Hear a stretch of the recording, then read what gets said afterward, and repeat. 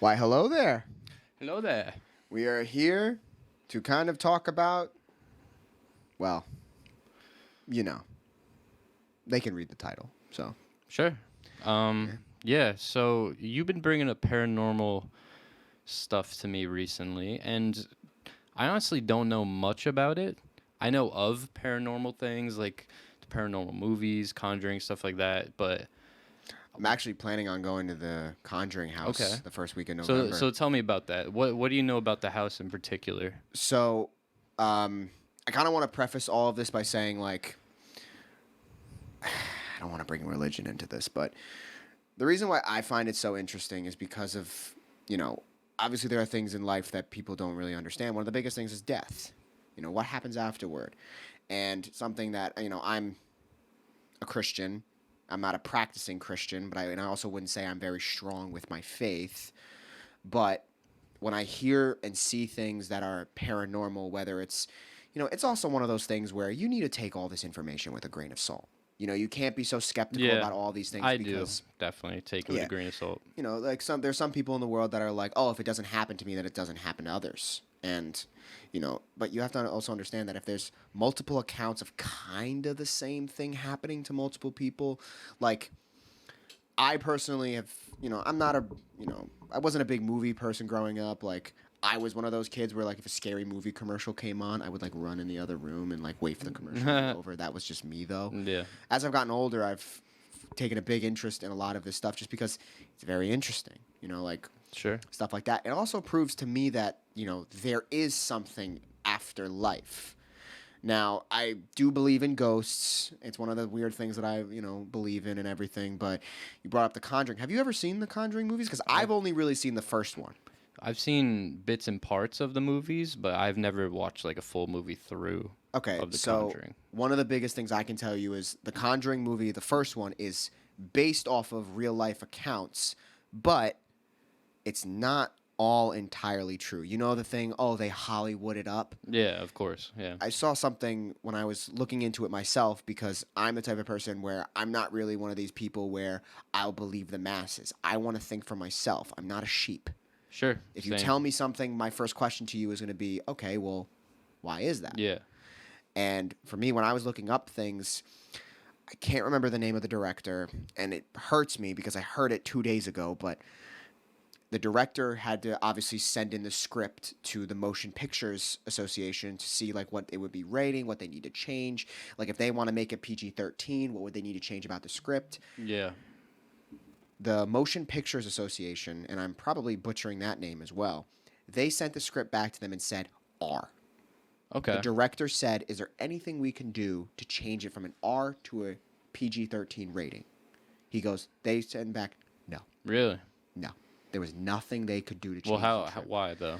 Well, the Conjuring movie itself is not actually based off of what actually happened that day or what actually happened to the family that lived in the Conjuring House.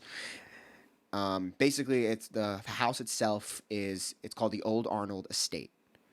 And I'm blanking on the name of the family. It's something with a P. It's all good. But basically what happened was they bought the land, and it's like 20 acres of land or however much land it is. And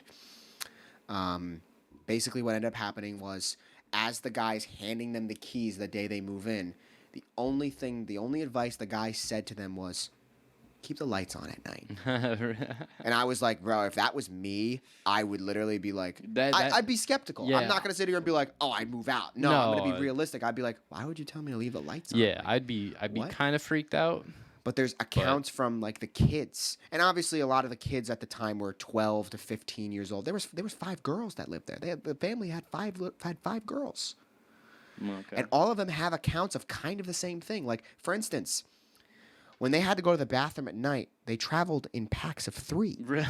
Because they said on the second floor there was a demonic male presence that would, I'm not going to say watch them, but follow them around. They would hear taps on the bathroom door. Nobody would be there. Nobody would be up. Nobody would be anything. The thing that's like bone chilling to me about the Conjuring House is the fact that 3 of the girls that lived in the house with the family, all 3 of them have accounts of them saying there'd be ghosts that would like whisper things to them. They would hear voices and everything. They'd say, "Oh, there's 7 people buried in the walls." What? That's kind of crazy. And everyone, like everyone's first train of thought was, "Oh, well, why didn't they move out?" Well, they did about however many years later, but the family couldn't afford to move out of the house. Could you imagine being like that? I couldn't even put myself in their shoes. I couldn't even fathom it. I would sleep outside. If there's like a whole family that is saying, like what you said before, how just if there's enough people that have seen something or have, experienced something, there has to be some sort of, realism or just factual evidence to that in general. Yeah. So it's not that I'm skeptical. Like I do think these things exist. Me personally, I've never experienced any of that stuff before. So, and I've been in houses where people have, died and just like, I don't know if I can believe it until I experience something like that. So, but that's just me. So I've had 2 experiences, and my dad actually told me about another experience where he was like, I remember he went to my mom and was like, "Don, I can't explain it. I have no clue." So, I do want to continue talking to you about the Conjuring House. I actually have a great analogy to say, but I want to tell you about my experiences first. All right, what's your experience? I'll try to keep these as short-winded as I possibly can. Sure. But the first experience that I can ever distinctly remember having was I was in my, early teenage years, anywhere from I would say about 12 to 14. And I remember my family, we went on a trip somewhere. I can't remember where it was. The only thing I can remember was we went to this like cave system. Not like something where it was like an old mine or something like that. And I remember the day. It was hot enough. It was hot enough where you wear shorts, but not hot enough to the point where you weren't in like a zip up like light hoodie. And I remember as we're going down into the mining system, one of our tour guides said to us like, "Oh, like that tunnel over there is supposedly haunted because of the amount of lives that were taken in that thing. You're allowed to go down there, but just don't stray too far from the group." So, me and my dad, being curious white people, decided to go into the thing, go into that little area. Now, for me to describe this the best to you, when we were in the mine itself, it was, I don't want to say cold, but it was chilly. It was something where, I was comfortable in the clothes I wore, and I was like, "Wow, I'm really happy I wore the sweatshirt," type of thing. Did you get like goosebumps chills or? Oh, I'm getting to that. Oh, okay. So there was a draft going down where you felt like the wind and everything. You go into that tunnel, you didn't feel anything. But it was something where I remember it like it was yesterday, just that cold. And it wasn't a cold where it was like, "Oh, it's a little bit chilly." The type of cold that makes you want to put your hands in your pockets and go like this, No, it was a cold where I remember saying to my dad, "This ain't right. We need to go. We need to go. Something ain't right here." To the point where I looked like over back where we came, I could see my breath. That's how cold it was down there. And I mean, like, we're maybe 10, 15 steps from where this place was. And I was like sitting there. I was like, "No, I'm at my limit. I'm gone. I can't. No." Second experience I have was when we were in high school. I went on this giant binge where I wanted to do, I wanted to go to abandoned places. I wanted to go to haunted places. One of the places I went to, I was with 2 couples, and I was fifth wheeling like a fucking winner. And I wanted to do my own thing because I didn't want a fifth wheel. So I don't remember where we were. I want to say it was the Pennsylvania like penitentiary or something like that. All I remember is that we drove like an hour and a half to get to this place. And I remember we walked into the main area, and it was like one of those things where you walk into the lobby, and then it had like stairs that went upstairs, and it led to like different corridors and everything. And I decided to go upstairs and kind of do my own thing and explore. Because in my head, I was like, "Oh, this place is haunted, but, it's broad-ass daylight, and, fuck's going to happen." I'm about halfway down this first hallway, and I hear someone go, "Hey, Nick."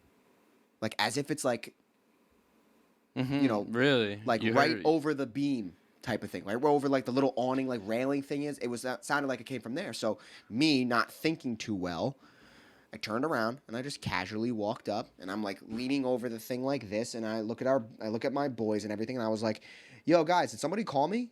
Mm. And they were like, "No." And I was like, "Not one of you just said, 'Hey Nick.' I swear to God I heard one of you say, 'Hey Nick.'" Now, for everyone that knows, my last name is Diamond. I know, kick-ass last name. My friend looked at me and said, "Diamond, how many times in your life can you remember any of us calling you Nick?" And I was like, That's a good point. "Oh my God, he's right." I remember I looked down the hallway, and I'm not going to sit here and tell you I saw a shadowy figure. No. I looked down the hallway, and I was like, I swear on everything I hold dear in my life, I heard one of them say, "Hey, Nick." I was done. Like, we were there for maybe like 20 minutes. Wow. Well, You- I mean, we obviously stopped for food on the way back, but I remember just being like, I couldn't wrap my brain around it. It was one of those things where I distinctly, clear as day. Hell, I see these friends from time to time and everything, and I tell them openly, I'm like, "You sure you didn't say, 'Hey, Nick,' that day?" And he's like, "Diamond, I want to tell you the same thing I told you all those years ago. When the fuck do I ever call you Nick?" Yeah, that's interesting. I mean, now The one my dad has about me is crazy. Now, I'm not going to sit here and say, like, I'm a clairvoyant individual. No. But there was one thing where when I was 3-3-ish, something where I'm old enough where I can do, like, baby babble that's understandable, but I'm not old enough yet to sleep in a bed. I'm still in a crib. Okay. And my dad says, my room is my bedroom at the time was right next to my mom and dad's room. So my dad, whenever he'd come upstairs, he'd always like kind of like check in on me and like see if I was sleeping or if I was awake, maybe needed a bottle or whatever. And he said at one point he walks upstairs and it's like 11 at night and I'm wide awake and I'm 3 years old and I'm baby babbling. I'm talking. And my dad like kind of peeks his head in and goes like, "Nick, it's really late. Like, who are you talking to?" He said, without batting an eye, without saying anything, you just looked and you were like, "Oh, I'm talking to my friend." And he was like, "Oh, Nick. Oh, where's your friend?" He was expecting me to say like, "Oh, one of my like, toys, whatever." He looks at me as he's telling me this and he goes, "You pointed at the top corner of your bedroom and said, 'Oh, I'm talking to my friend. He's right there. You That's don't see weird. him?'" Yeah, that's weird. My dad goes, "Oh, well, tell your friend I said hello and good night." And he was like, I literally went around the bedroom thing and just sat there and waited. I wanted to hear what you were saying. Damn. Yeah, I don't And know. That's my dad weird. was like, Damn. the only logical explanation that I came to was, you were talking to your grandfather who passed away Wow. 9 months before. Yeah. And I was like, I'm sitting there like wide-eyed, like a deer in the headlights, just like, holy shit. Why didn't you tell me this sooner? He's like, because I didn't want you to think that you were some medium that you could walk around and be like, "I see dead people." No. But rounding this point back, obviously I've had my paranormal experiences, but the one analogy I want to tell you was about the Conjuring House. That family had 2 pets, a dog and a cat. Yeah. Within a year, no, I'm getting ahead of myself. They had a dog and a cat. Neither one of them wanted to be in the house. Really? Neither one of them wanted to be Animals in the don't- house. That's pretty interesting. To the point where when the dog was in the house, he would always stay really close and like take almost a protective positioning against whoever he was with in the room. He always would be barking at inanimate objects. He always would be growling at things that weren't even there. He said there's an account of literally the dog growling at the fridge. Which, most people would be like, well, maybe he's hungry. Well, if there's multiple accounts of him doing that after he's fed, what are you going to sit there? What's your excuse now, man? Within a year, the dog died. The cat ran away and never came back. Now, the analogy I want to tell you is I believe that there is something an energy that like connects people, where it's like, I could it's see the that. whole thing behind like mind and body. Sure. You have a soul and you have a physical being. Sure. Now, if something happens to your physical being that binds you to an object, a place, a time, anything. I believe that your energy can be strong enough where you will still be there reliving that same moment over and over and over again. So for me, I always say, I believe there's a plane of existence that we don't understand, because obviously we don't understand it until we're in it, where it's kind of like a dog whistle, you know? You blow a whistle, like a dog whistle, and it's at a frequency where only they can hear it. I believe it's the same thing with that plane of being, let's say. Okay. Where they're there, you just can't perceive them under normal circumstances, but other animals can. Other things can't. Yeah, other things can. That's why, like, you know, people always say you should trust your dog, you should trust whatever, because their instincts are better. I don't really know how much base of that is truthful, but there's just so many things about the Conjuring House that I want to feel what it's like in there, you know? You want to get that experience. You I want to don't, be like- like, holy, like Like, this, they're right. Like, do you- don't get me wrong. Yeah. I don't want to contact anything. I don't want to have a conversation with anything. This is how I believe when it comes to that. You can explore these areas and have those experiences. But the minute you start wanting to communicate with them, especially something in that house, it's a door. You can open the door. You sure. can open the door, Yeah. but you don't know what's on the other side of that door. That's interesting. You know, and Yeah. another analogy that I thought of, or maybe not I thought of, I maybe saw it on a YouTube video or wherever I was doing my research, but Yeah. they said, same type of analogy. It's a door. You open the door, but you can't close it. And you don't know what's on the other side of that door, where you can forget about the door, you can do whatever with the door, you can pretend like it's not there. Well, like it's gonna follow you, like Well, there have been accounts of, you know, spirits or energies, let's say, following you home? binding to people. You know, like interesting. I've read articles where people say, like, if you ever feel like if you're ever in a haunted area and you feel like a pain in your lower back that's slowly moving up your spine, that's like a spirit that's trying to connect with you. Okay. They said if it gets to your neck, it's not going to kill you. It's not going to, like, you know, fucking strangle you, but it's already binded if you feel it in your neck. That's pretty wild. But the things I find crazy about the Conjuring House, and I don't know if they still do this. I really hope they do, because I would love to read it. But they tell people, remember how you were before you entered the house. Whether it's something like, my stomach hurt because I drank coffee on an empty stomach, but I'm fine now. And if you feel any type of change, it doesn't have to be something where you have claw marks on the side of your neck, a black eye, you get punched in the nuts. No. It could be something as small as, I got incredibly nauseous when I entered the kitchen. Oh, I got a pounding headache the minute I walked in the door. Any type of change you feel in your body, write it down. Because I would love to just sit. I would actually ask the tour guide, like, do you mind if I, like, flip through a couple pages? I'd like to know that guy's stories with that place, like Oh a my tour God. guide and Bro, stuff. I could have. Interesting. I could have, like, I would go get a drink with whoever works there and just be Yeah. like, tell me everything. Because they probably have some shit Like- they've gone through. Like, I'm a talkative motherfucker. Don't get me wrong. I could talk to a brick wall about nothing, but I would full blown, like, they'd have my undivided attention. So you're really into this stuff. Oh, yeah. Okay, Big time. cool. I mean, the only thing that actually I probably have told you this already. The only, I guess, that just popped in my head actually. The only weird thing that's happened to me. I don't know if this is paranormal or not, but Friday the 13th, me and Zach went to the res, and I mean, I'm not gonna just shy away. We were just toking, like we were smoking a little bit, and then we for context, we live by a reservoir. It's probably like half a mile away from my house. We used to go there a lot to chill and stuff because it's just an open area, and it's pretty nice. There's a dam and stuff, and so we went there one night. It was Friday the 13th, and we were, hanging out by the water, and all of a sudden, a huge splash just occurred right in front of us. I might have told you this before. I don't know if I did. But a huge splash. Like, I'm talking like if someone's throwing like a 20-pound rock into the water and just chucking. Like, it literally Yeah. splash happened.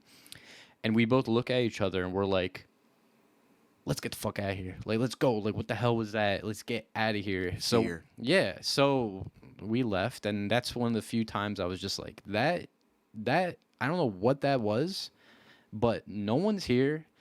And there's no way someone threw something that big, like chucked something that big to make that big of a splash right in, like 10 feet in front of us in the That water. you didn't see. And we didn't see it, yeah. And then another thing that was interesting about the res is that this happened when we were there, actually, too. There used to be this black. Do you remember that black cat that walked up to us one time? And it was not like really close to us, but remember there's a light. Remember the light that's like by the opposite side. So yeah, there's a light on one side of the dam, and the other side there's no light. And we saw this black cat come around the bend of this road onto the dam into the light and just sit there probably like 20 30 yards away from us and just watched us.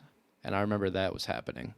And then the other thing about the res that was weird is that we used to hear this like screeching. It was almost like it was like a bird, but not really, like a howling noise that would happen like in different spots of the like it would happen like all the way away from the woods, like hundreds of yards away. Then it would be like over here, and then it would be over there. Like, you know what I mean? Like, it would just random screeching. Yeah. And that would just happen. So, yeah, those are the only real things I could think of that were, I guess, I don't know if you can call it paranormal, but It's also something those where are weird. It's also something where I think a lot of people, tend to try to rationalize it. That's true.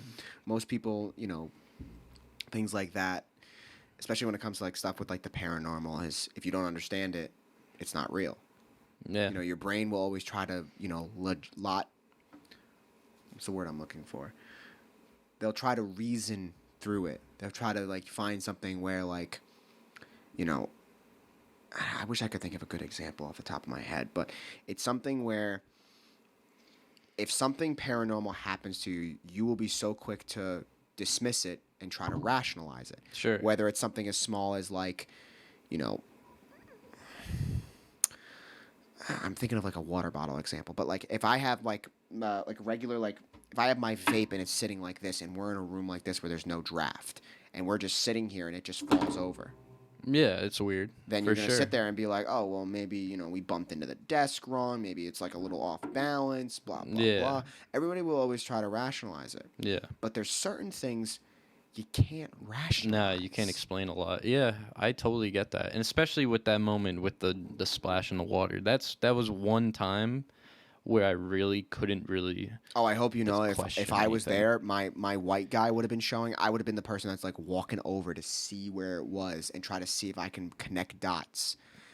It was weird as fuck. Like it was something that was like, man, like next time we see Zach, like I need him to explain it to you too, because it was weird. Yeah, it's also something where like fear does crazy things to your brain.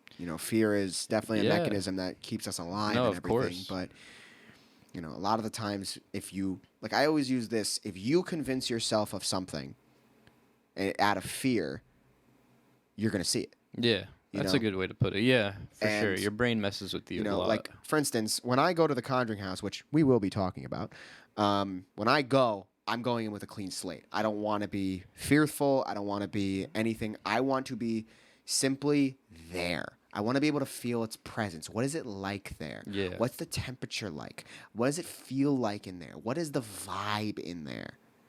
That's interesting. It's actually crazy. I'm really curious to see what happens. The mother was like, she got it the worst. Really? Like, oh my God. The movies don't do what happened to her justice. Like, really?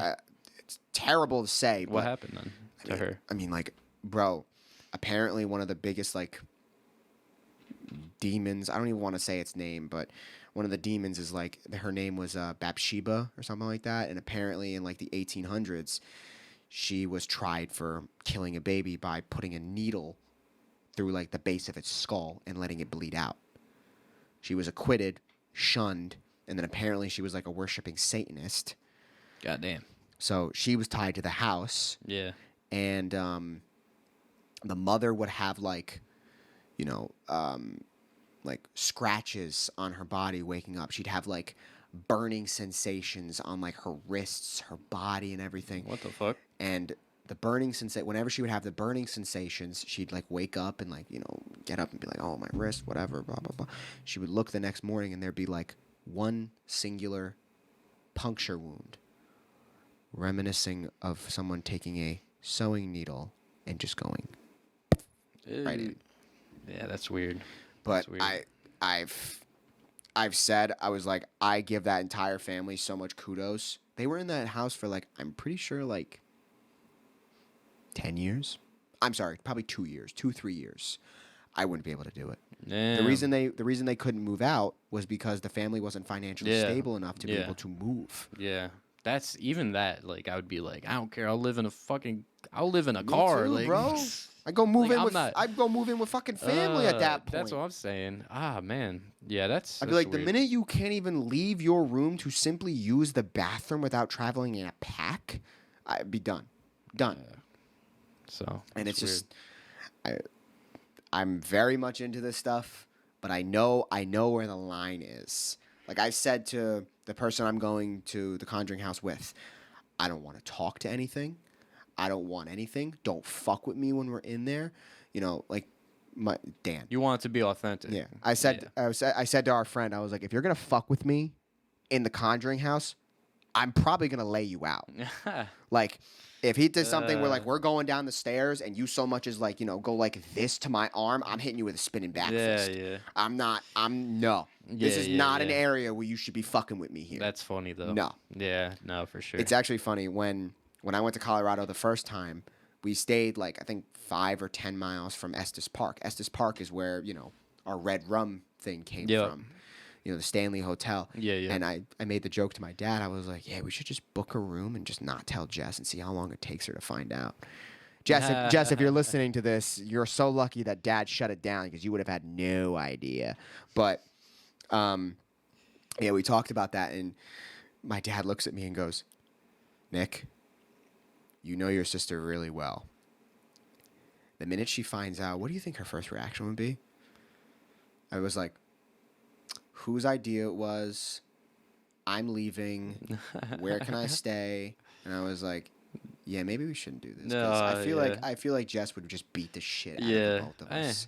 That's funny. It'd be though. warranted though. But, yeah, that'd be funny. the Stanley House, the it's a little Stanley messed up. Motel compared to the Conjuring House is a whole different animal. Yeah, I get it. I understand. I just want to go. Well, when you go, we gotta, Oh, bro, we gotta hear what you gotta say about it because I'm interested. I hope you know. I've read on the website like the day passes. I was looking into everything. They don't let you like record anything. I was about to ask about that. If you can like take video. Or No, you have to have shit. like a specific license. It needs to be used for something or other like What that. the heck? But like honestly, I'm gonna be taking a lot of pictures of the house. You should and be. I'm just gonna be very like respectful. I don't want to disrespect anything in there. No, yeah, Are definitely. you kidding me? I'm not big on like my faith, like I said earlier, but I'm not big on all that, like religion and everything. But you better best believe I'm wearing rosary beads when we go. I'm saying a prayer when we go in and a prayer when we go out. I'm gonna be the motherfucker that's sitting in the car and going, if anything attached itself to me, you are not welcome to stay with me. You Yeah. are to stay here. This is your home. I am not taking you to my house. Because nightmare fuel. Yeah. Nightmare fuel. I mean, I couldn't imagine. I mean, now that you've explained everything, I'm definitely more. Not that I guess I believe it to an extent, but it's hard to believe that. It stuff, is. You know, It's a very just- hard. It's hard to believe that. It's a stuff, hard concept to so- grasp, just because so many people don't believe in it. A lot of people Yeah. think you go to heaven, you go to whatever, but you have to understand that, like I said earlier, if your physical being is taken away in a way where your spiritual being can be tied to an object, a place, a time, whatever. I also believe that there's like silver linings to a lot of this stuff where, although yes, it sucks that, some souls and some energies and some ghosts, I guess you can say, don't get to pass on because of grudges they have in their physical life. But it also kind of says like there is something after life, Mhm. But by the way, if you ever really want to like look up a lot of these things, look up Ed and Lorraine Warren, because when I found out who they were, everything opened up. Okay. And it was something where like I'm pretty sure they're both deceased now, and sometimes their accounts can be a little, eh. Like there are stories of Ed being like, oh well, spice up the story a little bit, but this was like when they for instance, the Conjuring House was the first house they did.